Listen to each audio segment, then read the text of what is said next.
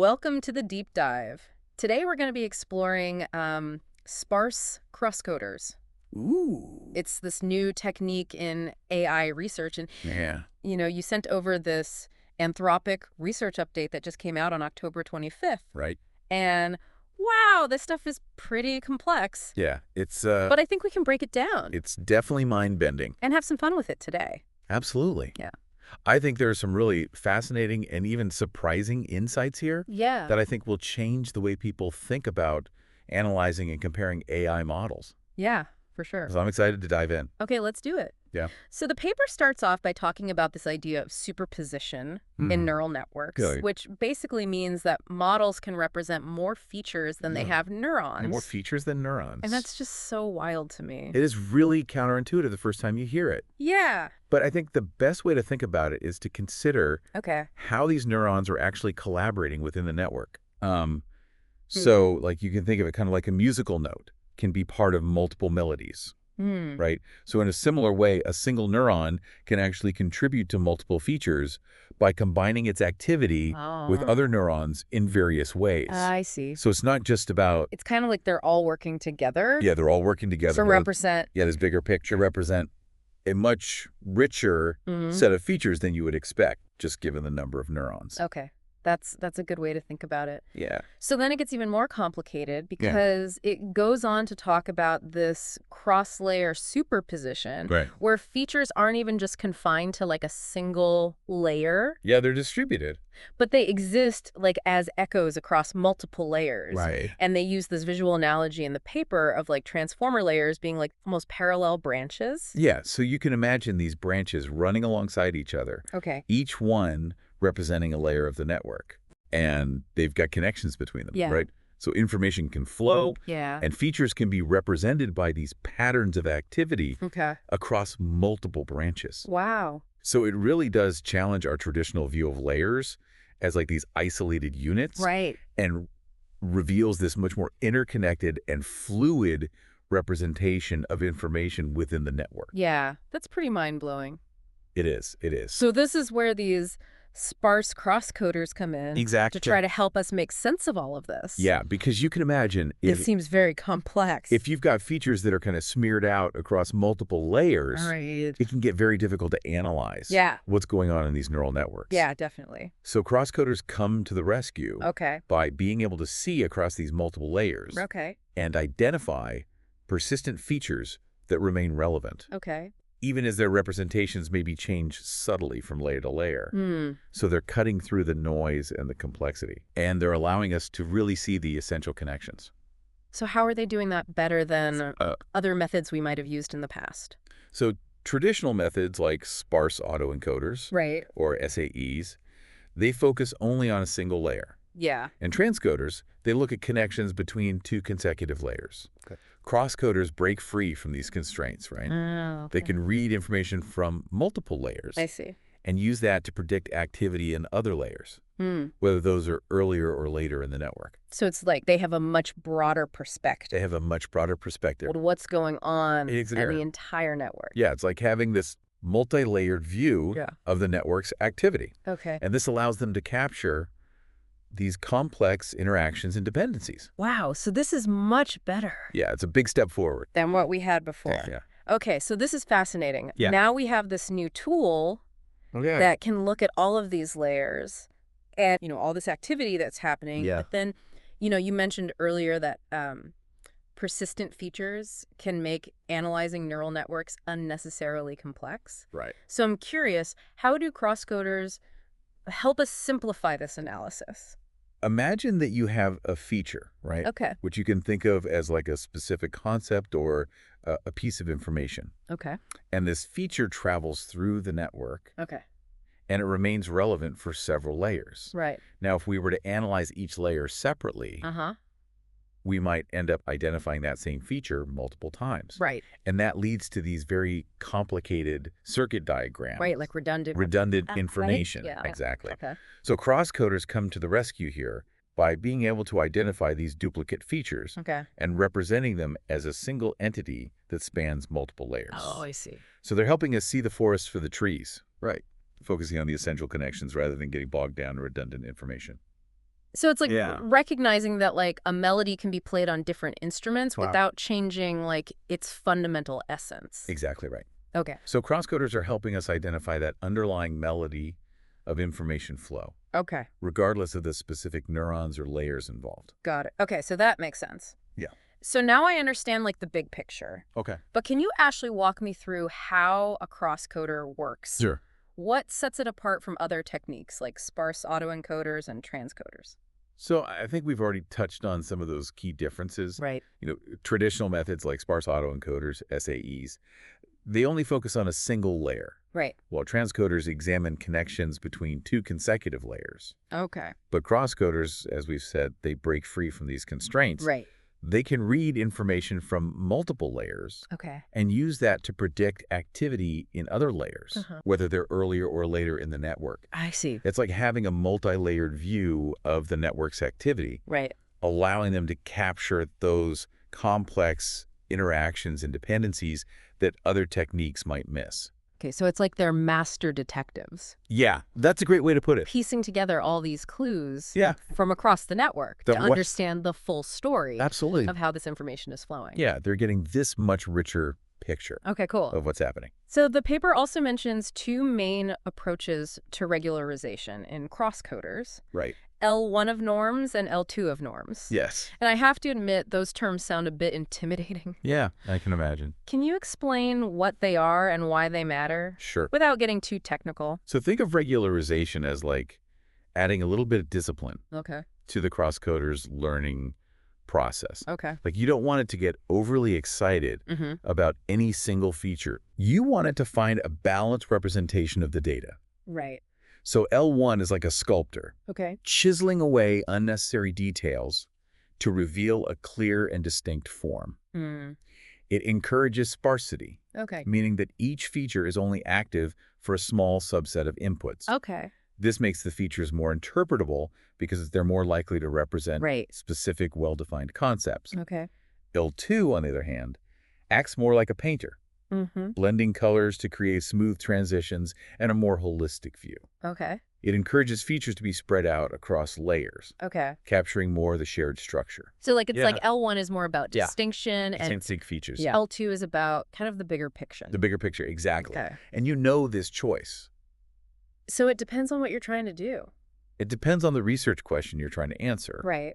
For example, if you're interested in identifying like the key features Uh-huh. that drive a particular decision in the model, Okay. L1 might be the way to go. Okay. But if you want to understand Uh-huh. how a concept evolves and its representation changes as it propagates through the network, Right. L2 might be a better choice. Got it. Okay. So it's all about choosing the right tool for the job. Exactly. It's like having a toolbox full Yeah. of different Different lenses. lenses, right? Yeah. Okay. And you choose the one that's most appropriate for the task at hand. Cool. Yeah. So the paper also dives into different types of crosscoders, Right. a causal, weakly causal, and strictly causal. Can you break those down for me? So think of it like reading a book. Okay. And a causal crosscoder is like being able to jump back and forth between chapters, Uh-huh. right? You can get a holistic view of the story Right. without being limited by the chronological order. Okay. A weakly causal crosscoder is like reading from beginning to end, Okay. but having the ability to peek ahead a few pages. Okay. And then a strictly causal crosscoder is like the traditional way of reading a book. Okay. You only understand what's happening based on what you've already read. Right. So you're limited by that flow of information. Got it. So you'd choose the type of crosscoder Exactly. based on how much information you want it to have Exactly. at a given time. Yeah, like how much context do you want to give it? Right. Do you want it to see the whole picture at once? Or do you want it to process information step by step? Okay, cool. Yeah. So I'm starting to see like the depth and versatility of these crosscoders. Yes, they're very powerful tools. They're very powerful tools. Yeah. Okay, so far we've talked about SAEs, transcoders, and now all these different types of crosscoders. Right. How do these crosscoders stack up against those earlier methods, Okay. especially in terms of efficiency? That's a great question, and it's really a classic trade-off Okay. between power and efficiency. Okay. Think of SAEs as like these nimble but somewhat limited explorers. Okay. They can quickly scan a single layer, but they might miss connections to other parts of the network. Right. Crosscoders, on the other hand, are more like deep-sea divers. Okay. They're able to explore a much wider area, Right. but they require more resources and time. Okay. So they can be computationally more expensive to train. Got it. But they are more efficient in terms of the number of features they need Okay. to actually represent the network's activity. So it's about choosing the right tool for the job Exactly. based on what you have available. Exactly. And what you're trying to figure out. Yep. Now let's talk about one of the most intriguing findings from this research, feature drift. Yeah, feature drift is fascinating. Can you explain what that is? Yeah, Sure, why it's so significant? So feature drift is basically the observation that a feature's representation, Okay. its direction in this high-dimensional space of the network, can actually change across layers.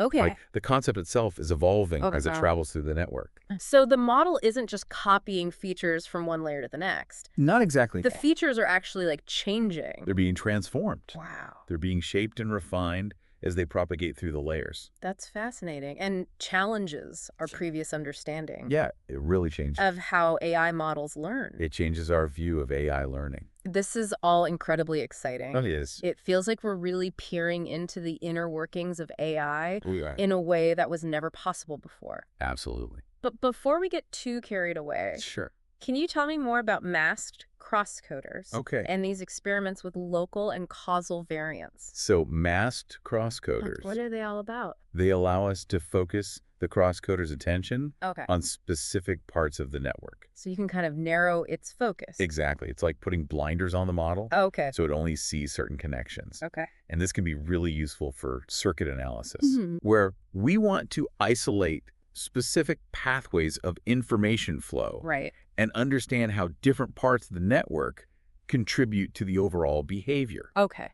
Local variants restrict the crosscoder to a smaller window of layers, Right. while causal variants ensure that information only flows forward in time. Got it. So it's like Just like in the real it's world. fine-tuning the scope Yeah, to exactly. match what you're looking for. You're choosing the right tool for the job again. Right, exactly. You're adjusting the scope of the crosscoder Okay. to match the specific question you're asking. Got it. Yeah. This is all really cool. It's very exciting stuff. It is. Yeah. I'm learning a lot. Good. I'm glad. So now let's shift gears a little bit Okay. and dive into one of the most intriguing applications of crosscoders, All right, sure. model diffing. Model diffing. Yeah. Can you explain what that is? So model diffing is essentially like comparing two versions Okay. of a software program Good. to see what changes have been made. But instead of lines of code, Yeah. we're comparing the internal representations of AI models. Okay. This allows us to understand how models evolve over time, Okay. how fine-tuning affects their behavior, Yeah. and even how different architectures Right. lead to different ways of processing information. So it's like having a time machine for AI, It is like having a time machine for AI. where you can kind of track how it's changed. Yeah, exactly. And what's different about it. It's incredibly powerful because it allows us to gain Yeah. deeper insights into how these models learn, Right. how they might change over time, Right. and how to ensure that their development aligns with our values and goals. Wow, that's amazing. It is. So the paper actually dives into a specific example, Yes, they do. diffing the base model of Claude 3.0 Sonnet Right. against its fine-tuned version. Uh-huh. What were some of the key findings Okay, so from that analysis? Did anything surprise you? one of the most fascinating discoveries was the identification of model-specific features. Okay. These are features that are present in either the base model or the fine-tuned version, but not both. Oh.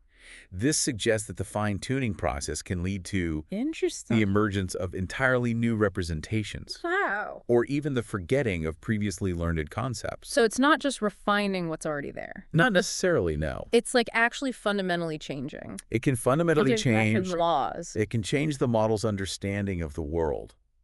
That's pretty wild. It is pretty wild. Can you give me some concrete examples of these model-specific features? Sure. So in the fine-tuned version of Claude 3.0 Sonnet, Yeah. they discovered what they called a refusal feature. A refusal feature. Yeah, and this feature activated Yeah. when the model was asked to perform dangerous or harmful actions, Okay. like providing instructions for building a bomb. Right.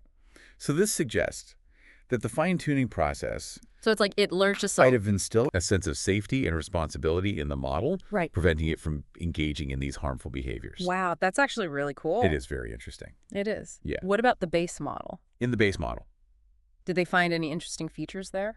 one notable example was a feature Okay. that activated when the model encountered prompts, Mm-hmm. encouraging it to roleplay Okay. or take on a specific persona, Yeah. something that Claude is explicitly trained not to do. Right. And another base model specific feature Mm-hmm.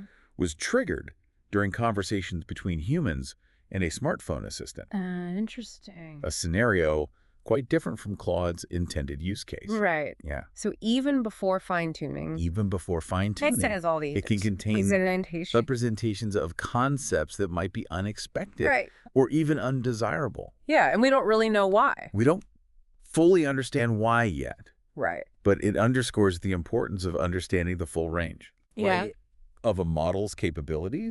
There's this whole hidden world There is. within these models There's a hidden world within these models There's that a- we're just starting to see. that we're just beginning to explore. Yeah. So this is amazing. It is. Now, what can you tell me about the analysis of feature alignment in shared features Okay. between the base and fine-tuned versions of Claude?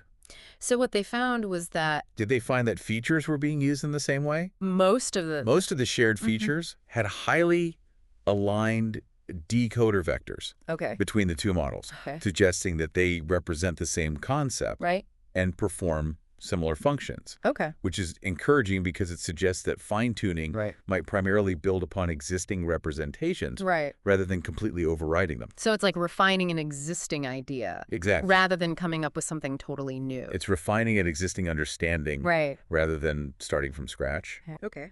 That's good. However, there were some intriguing cases Oh. where features had low or even negative correlation. Negative correlation. What does that mean? Yeah, so negative correlation could indicate Okay. that the fine-tuning process has repurposed certain concepts Oh, wow. to serve new functions. So the feature is still there. The feature is still there, But it's being used in a completely different way. but it might be used in a completely different way. That's so interesting. It's very interesting. It's like the model is learning to see the world It's like the model is adapting from a totally different perspective. and finding new ways to solve problems. Okay, so we're already starting to see Yeah, that fine-tuning can have a huge impact it can have a huge impact. on how these models work. Yeah, it can reshape Like how they see the world. the model's internal representations in subtle and sometimes unexpected ways. So before we wrap up this part of our deep dive, Yeah. I want to touch on the experiment that used crosscoders to analyze features across models of different sizes. Right. What did that reveal about how models scale up? So that experiment was really interesting Okay. because it offered a glimpse into how model scaling affects Okay. the distribution and evolution of features. Okay. One particularly interesting finding was Yeah. the emergence of new representations Okay. in the middle layers Mhm. of larger models. So it's not just that bigger models have more features. It's not just more of the same. It's like they have different types of features. But that scaling process itself can actually lead to the development Wow. of qualitatively new representations. That's amazing. It is quite remarkable. It's like the model's understanding. Yeah, it's like the Or model there kind is of more nuance. is developing a richer vocabulary As it grows. and a deeper understanding of the relationships between concepts as it scales up. So size really does matter in the world of AI. Size does matter, it seems. It seems like it does. Yeah, This is all mind-blowing stuff. it is. It's a very exciting time to be working in AI research. Yeah, it really is. Yeah. Welcome back to the Deep Dive. I hope you're ready for more because we're about to explore some really fascinating implications of this crosscoder research. I am definitely strapped in and ready for the next leg of this journey. It's amazing to think that we're just beginning to understand these incredible tools and how they can unlock the secrets of AI. Yeah, one thing that really struck me about this research is how it shifts our perspective on AI development. Mm. Traditionally, we've relied on evaluating models based on their performance on specific tasks. Right. But crosscoders allow us to go beyond that surface level and examine the internal changes happening during training, fine-tuning, and even scaling. That's right. It's like we're shifting from simply observing what AI does to understanding how it thinks. Precisely. And this deeper understanding has profound implications for the future of AI development and safety. Imagine being able to identify early warning signs of unintended consequences. Ooh, that's interesting. If we can track how features evolve during training, we might be able to spot potential problems before they even arise. That's a crucial point. It's like having a diagnostic tool for AI that lets us monitor its development and make sure it's heading in the right direction. We can potentially address issues before they escalate into something more serious. Exactly. And this proactive approach to AI safety becomes even more critical as we develop increasingly powerful and autonomous systems. We need to move beyond simply reacting to problems and instead develop tools and techniques that allow us to guide AI development in a safe and beneficial direction. That makes a lot of sense, but as AI models continue to grow in size and complexity, wouldn't that make crosscoder analysis even more challenging? We've touched on the fact that training crosscoders can be computationally expensive. Is that a concern for the future of this research? Yeah, it's a valid concern, but there are several promising avenues for tackling this challenge. For instance, researchers are working on developing more efficient algorithms and training techniques for crosscoders.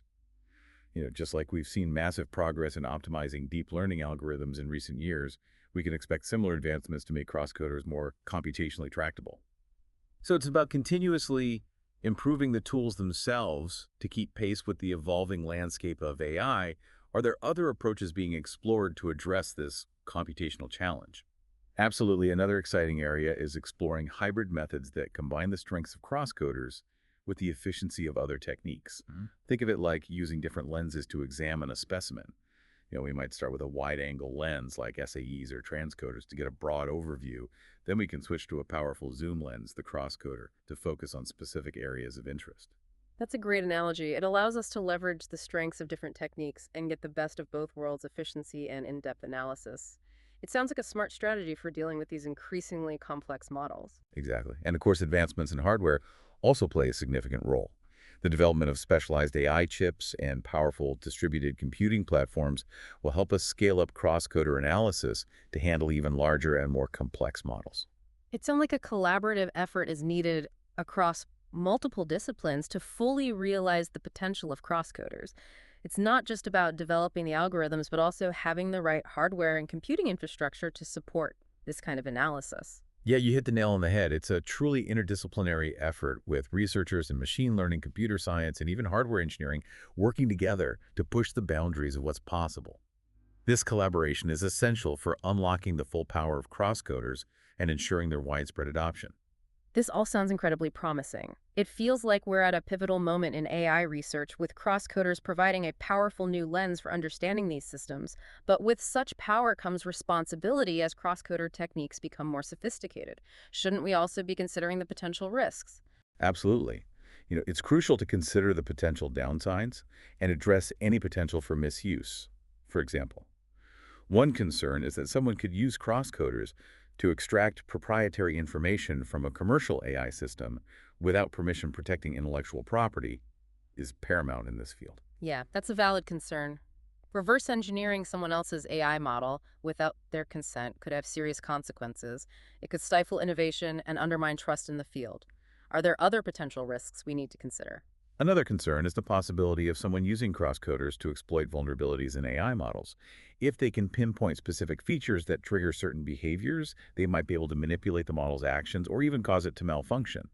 We need to be proactive in addressing these security concerns. So like any powerful tool, crosscoders can be used for both good and bad depending on the intentions of the user. How do we ensure that these tools are used responsibly and ethically? What steps can we take to mitigate these potential risks? It's a complex issue, but we can't shy away from addressing it. One crucial step is fostering a culture of responsible AI development within the research community and the tech industry. This includes establishing clear ethical guidelines for using crosscoders and other powerful AI analysis tools. It's about setting boundaries and promoting ethical practices from the ground up. So it's about building a strong ethical foundation within the AI community, but what about practical measures? Are there any technological safeguards that can help prevent misuse? Absolutely. We also need to develop robust security measures to protect AI models from unauthorized access and manipulation. This could involve techniques like encryption, watermarking, or even adversarial training to make models more resilient to attacks. It sounds like a multifaceted approach is needed, combining ethical guidelines, technological safeguards, and ongoing research into AI safety and security. It's a big challenge, but it's essential to address these concerns proactively as cross-coder technology advances. You're absolutely right. It requires a collective effort from researchers, policymakers, industry leaders, and even the public to ensure that AI is developed and used in a way that benefits everyone. This is a conversation we all need to be a part of. It's definitely a topic that deserves our attention and thoughtful discussion as we wrap up this part of our deep dive. I'm struck by the incredible potential of crosscoders to revolutionize our understanding of AI and the possibilities they unlock for the future, but it's also clear that we need to be mindful of the potential risks and work together to ensure these powerful tools are used responsibly. I completely agree. It's an exciting and challenging time to be working in this field. Join us for the final part of our deep dive. We will reflect on what we've learned and consider what the future holds for this groundbreaking research. Welcome back to the final part of our deep dive into the world of sparse crosscoders. It's been quite the journey, hasn't it? It really has. We've gone from deciphering the inner workings of these AI models Right. to really thinking about the ethics of it all. Yeah, I feel like I've learned so much about how AI works and what it means for the future. Yeah, it's been quite the exploration. So, as we kind of resurface from this deep dive, what stands out to you as the most significant takeaway? What has really shifted your perspective on AI and its future? For me, it's the power of crosscoders to just really illuminate these inner workings of AI models, right? Like Right. we're moving beyond just evaluating them based on what they produce and actually being able to understand the mechanisms. Yeah, like the why behind the what. Exactly. Like, why are they behaving this way? Yeah. What's happening inside? It's like we've been given this new tool Yeah. to see inside the black box. Yeah, like we finally have the keys to unlock it and Yeah. really understand what's going on. And that's huge for safety and transparency and all these things that we've been talking about. Absolutely. Mm. This knowledge is essential for ensuring that AI aligns with our values and goals Right. and that it doesn't pose these unintended risks that we've touched on. And it makes you wonder, right? Like, Yeah. if we can use these crosscoders to understand AI models, Uh-huh. could we apply this to other fields too? That's such a good question. And I think the possibilities are really exciting. Right. Like the core principles of crosscoders could potentially be applied to Yeah. any system where you have these complex interactions and emergent property. Right. Like, what about biological brains? Exactly. Like, imagine using crosscoders to analyze brain activity. That would be amazing. Right.